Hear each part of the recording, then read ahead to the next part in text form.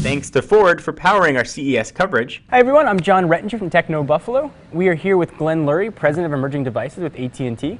Glenn, if you could tell us a little bit about what you announced today at the 2012 Developer Summit. Sure. Well, the biggest announcement, I think, is the fact that we're bringing LTE to the masses. The goal and what LTE is phenomenal, everybody knows that, but I think people assume anything LTE is going to be expensive.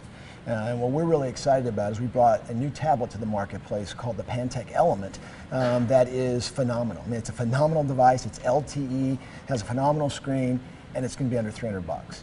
And we think that's just a huge jump forward and leap forward for the tablet business and really for the industry as a whole, as we're bringing all this technology, all this speed for what I consider, and I think what others would consider, a very, very reasonable price. And what does that mean for the customer in 2012?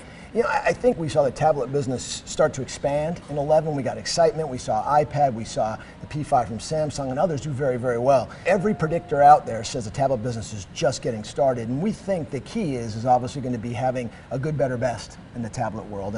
And this device, even though it's $300 and a great deal in LTE, it kind of falls in the better category, but it's LTE, and so we're excited about really driving this category and really getting out tablets and tablets that have LTE to everybody who wants one. So the entry point to get to LTE has now been lowered, so customers have the option to get those blazing fast speeds for a reduced price. Absolutely, and I think a couple things. We also announced a promo today with a phenomenal Pantech LTE smartphone as well, and so for a short period of time you can get the Element for $249 in smartphone.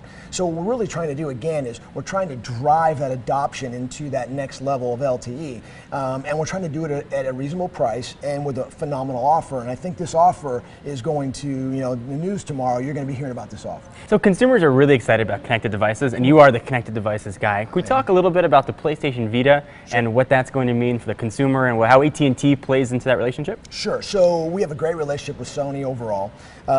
We've been working on Vita for well over a year with Sony, and the key is when you look at the gaming business as a whole, it's a massive business. It's a $60 billion business. But what you've got is the home console, which I bet you have one, right? I have several. Okay, there you go. And you've got smartphones, and really that's kind of been what it is. Smartphones is, everybody's downloading, a good chunk of the downloads, 75+% are games.